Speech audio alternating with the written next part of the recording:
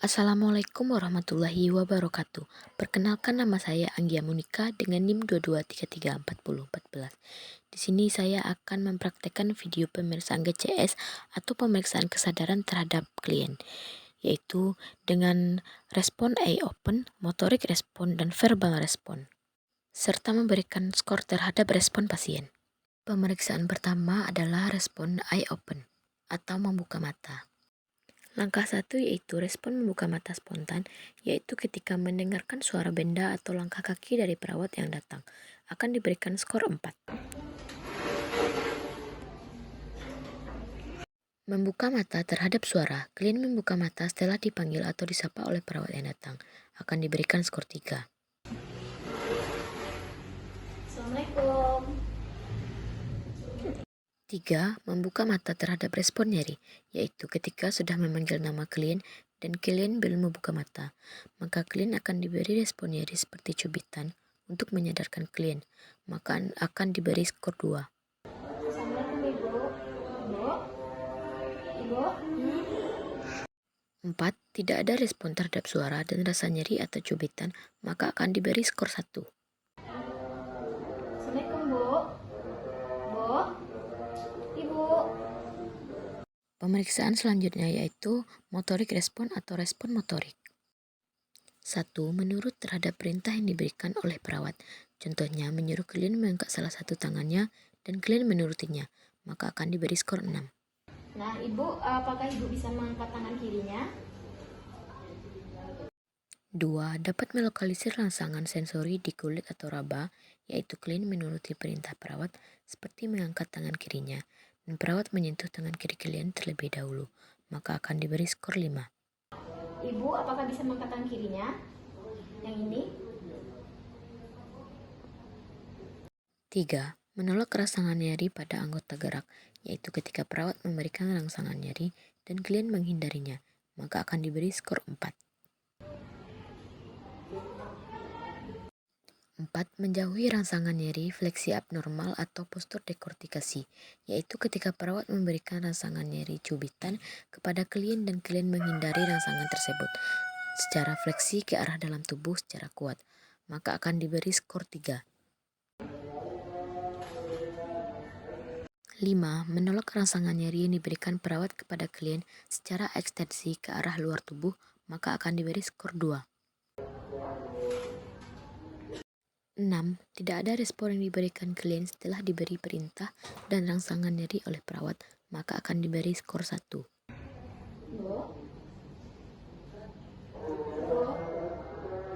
Pemeriksaan selanjutnya yaitu verbal respon atau respon verbal dari klien. 1. Berorientasi baik. Klien merespon dengan baik pertanyaan yang dilontarkan oleh perawat, maka akan diberikan skor 5. Nah, Ibu, apa kabar Ibu? Baik hari ini? Baik, Sus. 2. Bingung. Klien terlihat bingung ketika perawat memberikan pertanyaan kepadanya, maka akan diberi skor 4. Ibu, apakah kabar Ibu baik hari ini? 3. Kata-kata respon tidak tepat, yaitu ketika perawat memberikan pertanyaan tapi klien tidak menjawab sesuai dengan pertanyaan tersebut, maka akan diberi skor 3. Apa makan Ibu hari ini, Ibu? 4. Respon suara tidak bermakna, yaitu ketika perawat memberikan pertanyaan kepada klien, tetapi klien menjawab pertanyaan secara bergumam atau seperti mengigau, maka akan diberikan skor 2. Ibu, apakah kabar Ibu baik hari ini?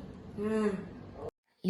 Tidak ada respon, yaitu ketika perawat sudah memberikan pertanyaan dan mengajak klien berbicara, tetapi klien tidak memberikan respon apapun, maka akan diberikan skor 1. Ibu, bagaimana Ibu sekarang? Bu?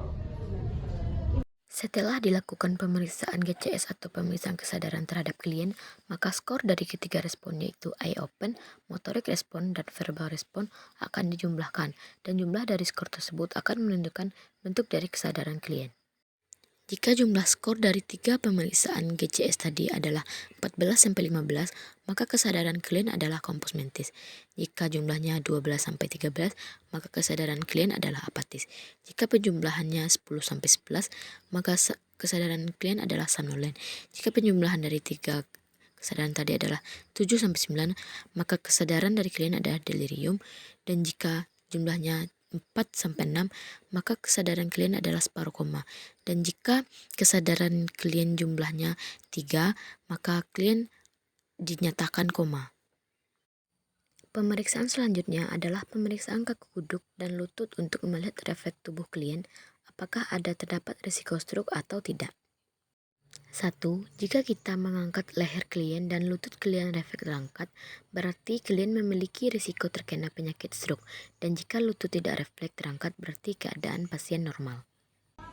Bisa angkat lehernya, Bu.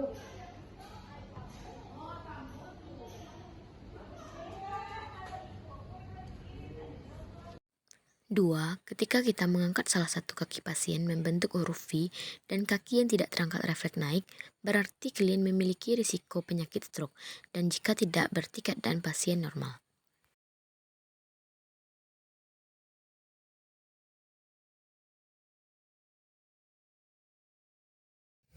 Pemeriksaan selanjutnya adalah pemeriksaan neurologi. Pemeriksaan neurologi ada dua, yaitu fisiologis dan patologi. Pemeriksaan fisiologi ada 6, yaitu bicep, tricep, brachioradialis, patella, Achilles, dan abdominal. Refleks bicep. Fleksikan siku klien, letakkan lengan bawah di atas paha dengan posisi telapak tangan menghadap ke atas. Kedua, letakkan ibu jari tangan kiri di atas tendon bicep klien. Ketiga, perkusi ibu jari pemeriksa dengan refleks hammer. Keempat, amati adanya refleks ringan yang normal pada siku klien. Rasakan kontraksi otot bicep.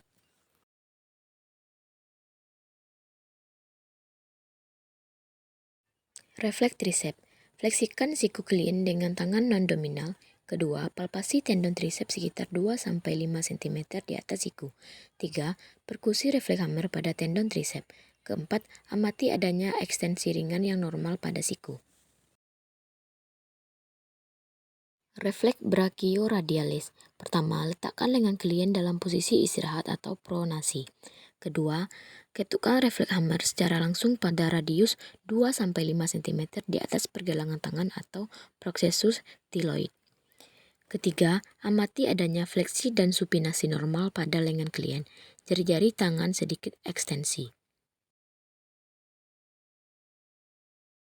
Refleks patella. Minta klien duduk di tepi meja, periksa agar kaki klien dapat menjuntai dengan bebas tidak menginjak lantai. 2. Tentukan lokasi tendon patella yang berada tepat di bawah patella atau tempurung lutut. 3. Ketukkan refleks hammer langsung pada tendon patella. 4. Amati adanya ekstensi kaki atau tendangan kaki yang normal. Refleks Achilles. Pertama, minta klien duduk di tepi meja, periksa agar kaki klien dapat menjuntai dengan bebas, tidak menginjak lantai. 2. Dorsifleksikan sedikit pergelangan kaki klien dengan menopang kaki klien pada tangan pemeriksa. 3. Ketukkan refleks hammer pada tendon Achilles tepat di bawah di atas tumit. 4. Amati dan rasakan plantar fleksi atau sentakan di bawah yang normal pada kaki klien. Refleks plantar atau Babinski. Pertama, gunakan bagian jarum pada refleks hammer. Kedua, gores pada tepi lateral telapak kaki klien, mulai dari tumit melengkung sampai pangkal ibu jari. 3. Babinski positif jika dorsum fleksi ibu jari diikuti bending atau pengembangan jari-jari.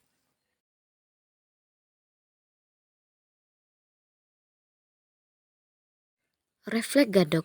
Goreskan bagian malleus lateral atau buku lali dari arah lateral ke arah medial sampai ke bawah ibu jari kaki. Gadok akan positif jika responnya seperti Babinski.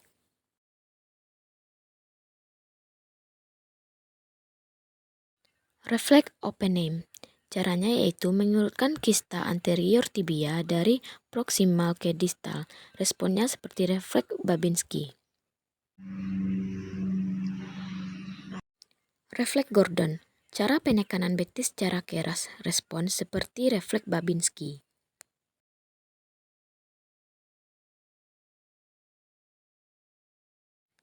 Refleks Schafer. Caranya yaitu memencet tendon Achilles secara keras dan responnya seperti refleks Babinski.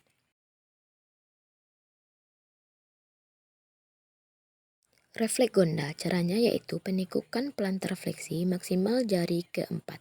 Responnya seperti refleks Babinski. Refleks Hoffman, caranya goreskan pada kuku jari tengah pasien, responnya ibu jari, telunjuk dan jari lainnya akan fleksi.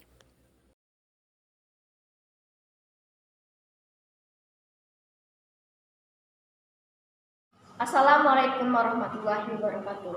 Perkenalkan, nama saya Anggia Monika dengan NIM 22334014. Di sini saya akan menjelaskan tentang materi Nervos 12 dalam video singkat saya. Terima kasih. Baiklah, kita akan melakukan pemeriksaan yang pertama, yaitu Nervos 1, yaitu Nervos olfactorius. Yang pertama, kita akan menggunakan bahannya yaitu parfum 1 dan kita akan mengenali kepada pasien. Dan parfum 2.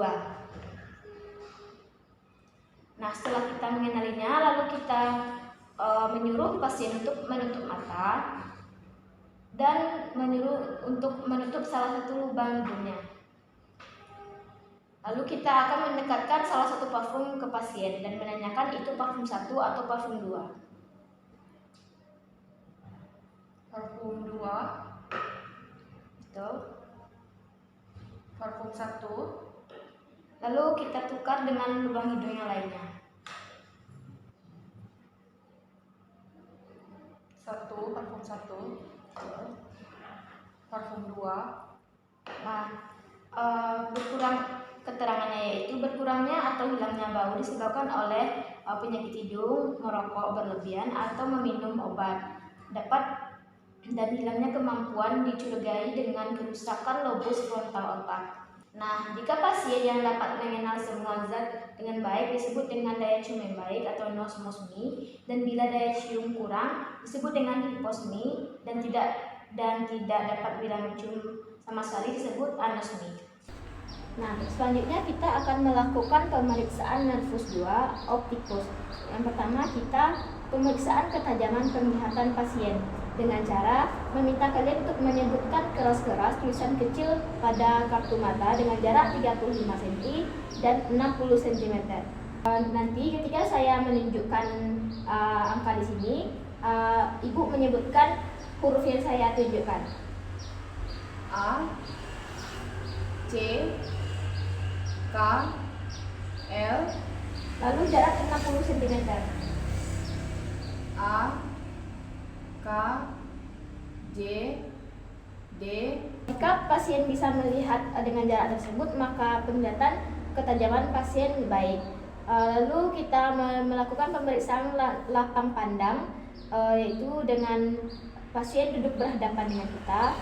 Lalu menyuruh pasien untuk meletakkan telapak tangan di hidungnya seperti ini. Lalu kita memberikan objek dan menanyakan kepada pasien apakah dia melihat objek yang kita gerakkan. Jika melihat, bilang ya, dan jika tidak, bilang tidak. Ya. Ya. Untuk sebelahnya lagi. Ya. Ya. Jika pasien melihat objek, berarti mata pasien normal. Jika gerakan hanya terlihat pada satu sisi, curiga akan tanda kerusakan lobus parietal atau occipital cortex cerebri. Selanjutnya kita melakukan pemeriksaan nervus 3, nervus 4 dan nervus 6, oculomotorius, trochlearis dan abduscan. Yang pertama, kita melakukan pemeriksaan kelopak mata dengan menyuruh pasien menatap mata kita, lalu menyuruh pasien melihat ke atas selama 1 menit dan melihat pergerakan kelopak mata apakah sejajar atau tidak, atau ada yang tidak terlipat. Selanjutnya melihat ke bawah. Jika lebar kelopak mata tidak seimbang, maka itu tidak normal. Nah, selanjutnya kita melakukan pemeriksaan refleks pupil mata dengan cara menggunakan satu buah pen light. Nah, kita menyuruh pasien untuk meletakkan tangan di tengah-tengah mata, lalu memeriksa refleks pupil mata.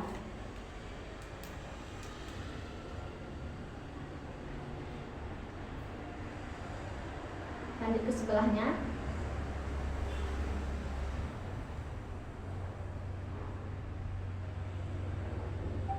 Nah, jika pupil mata refleks mengecil 30 mm, maka refleks pupil itu normal. Selanjutnya kita melakukan pemeriksaan refleks bola mata dengan menyuruh pasien untuk melihat pergerakan objek 6 arah. Kita contohkan saja pada pen light ini. Diminta pasien untuk melihat sebuah gerakan pen light ini.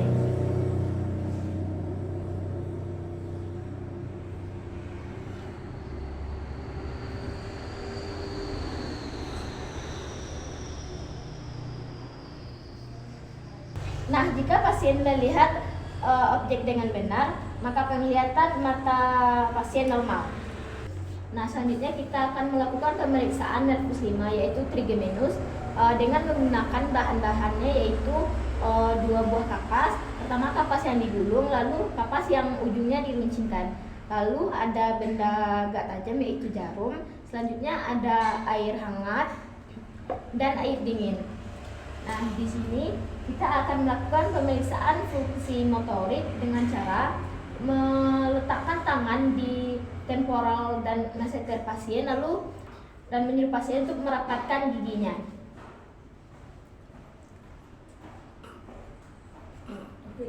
Jika otot masseter terasa sama seimbang, berarti otot punggungnya pasien normal, dan jika ada kelemahan di kedua sisi dapat diakibatkan sebagai kerusakan otot masseter. Selanjutnya kita melakukan pemeriksaan rasa nyeri dengan menggunakan jarum, dan pemeriksaan rasa hangat menggunakan rasa suhu menggunakan air hangat dan air dingin, dan pemeriksaan rasa raba halus menggunakan kapas, dan menyuruh pasien untuk menutup matanya dan menyuruh pasien mengatakan benda yang diletakkan ke wajahnya tajam, halus, hangat, dan dingin. Tutup matanya pasien dan menyuruh pasien untuk mengatakan benda tersebut tajam atau halus. Tutup.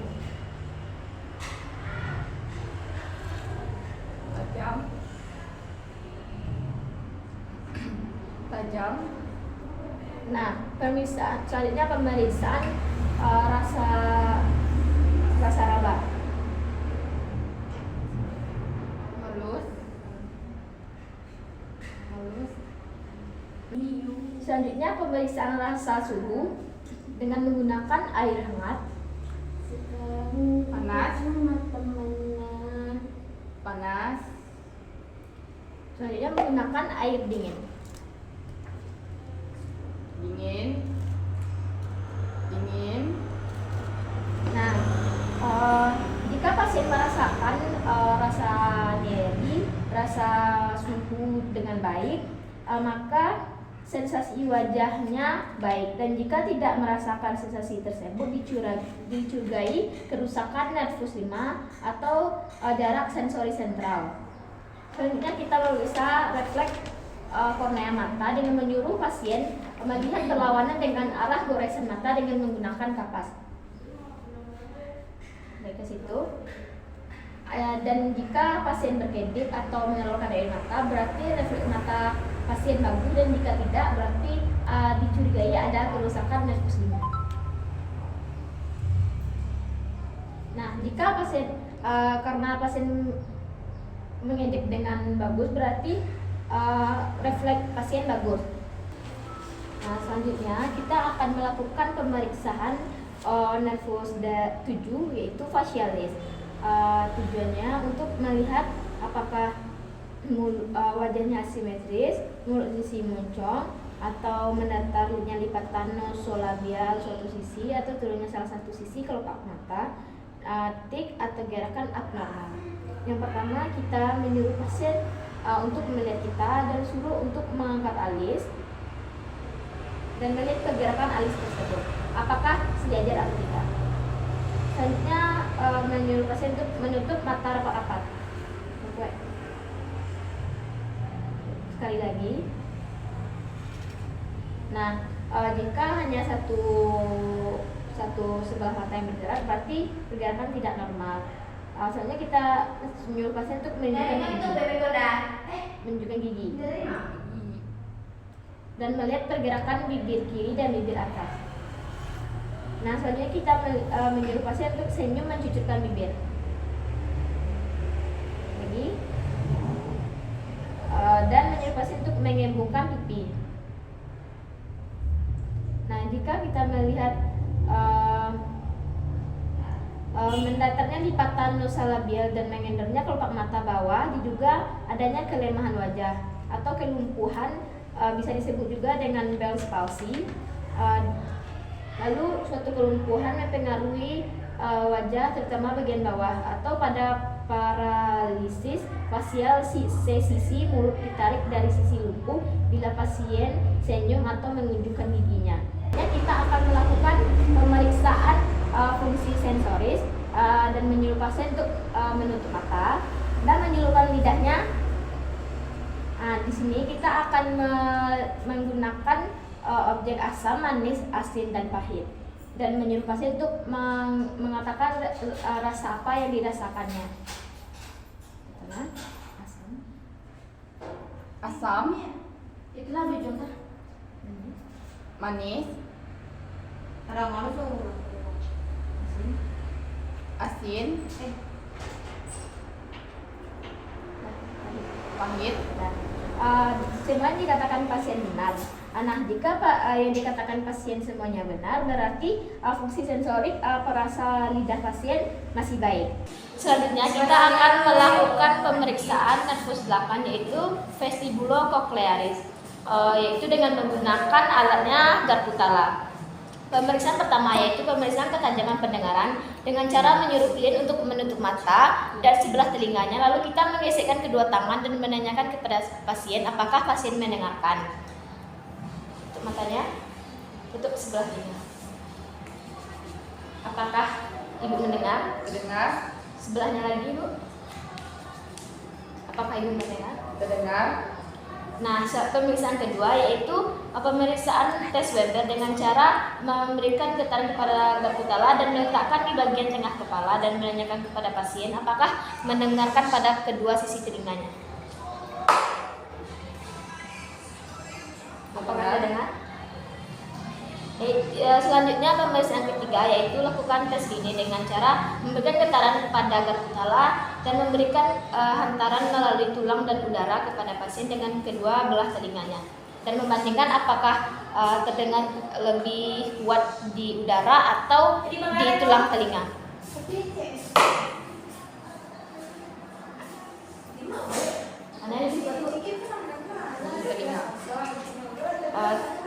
Untuk selanjutnya ke telinga sebelahnya lagi.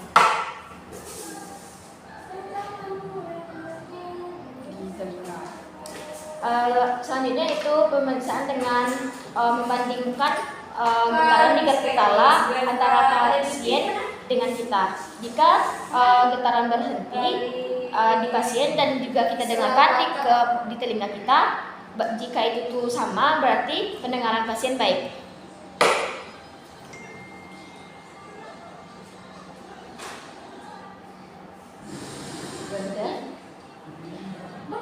Terus sebelahnya lagi.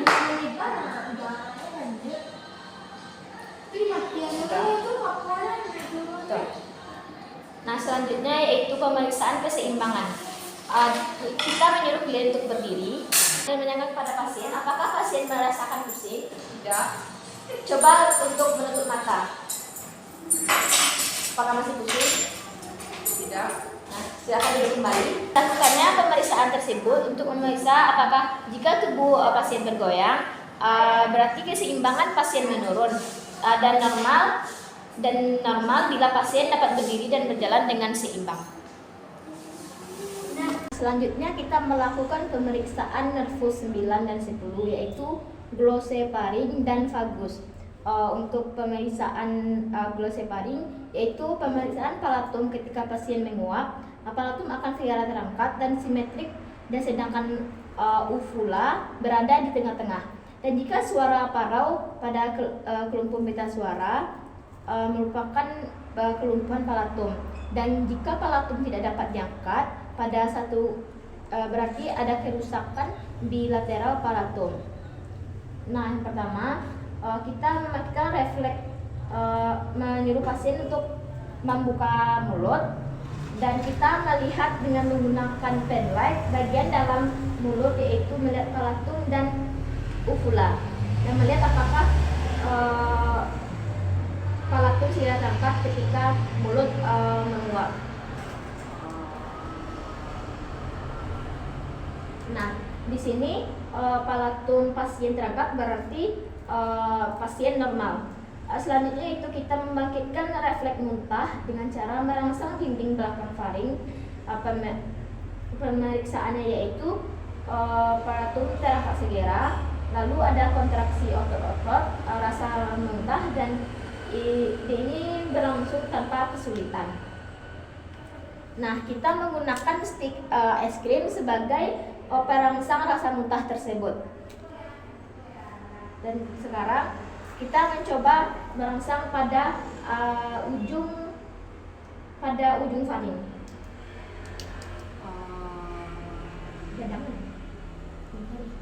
Nah, karena pasien merasakan refleks muntah berarti refleks pasien baik. Nah, jika ada hilangnya refleks muntah berarti adanya diduga kerusakan nervus 9 dan 10. Sekarang kita melakukan pemeriksaan nervus 11 yaitu aksesorius. Kita meminta pasien untuk mengangkat bahunya ke atas untuk melawan tahanan yang saya berikan, dan kita nilai kekuatan kontraksi otot trapezius. Angkat bahunya. Nah, kekuatan otot ibu baik berarti normal. Selanjutnya kita meminta pasien untuk memutar kepalanya berlawanan dengan arah tangan kita. Di situ kita mengamati kontraksi sternocleidomastoidus dan perhatikan kekuatan tahanan terhadap tangan saya. Lawan arah pergerakan tangan saya. Nah, di sini kekuatan otot leher ibu baik. Dan jika bila terjadi kelumpuhan trapezius, maka bahu akan anjlok dan spatula menyimpang ke bawah dan ke samping. Selanjutnya kita masuk ke pemeriksaan nervus 12 yaitu hipoglossus.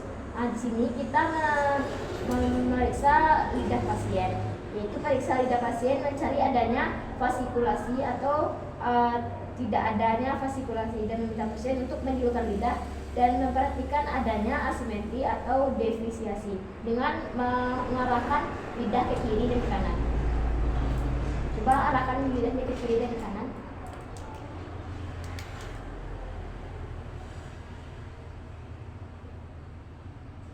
Lalu coba letakkan lidahnya ke arah pipi dan saya tahan dengan kedua jari saya. Lalu sebelahnya lagi. Nah, di sini kekuatan otot lidah baik, dan bila lidah tergelur akan menyimpang ke arah sisi yang lumpuh. Nah, untuk materi pemeriksaan 12 nervus sudah selesai. Saya mengucapkan terima kasih kepada rekan saya Desi Putri yang telah ikut serta dalam pembuatan video saya. Terima kasih. Baiklah, sekian penampilan video dari saya. Assalamualaikum warahmatullahi wabarakatuh.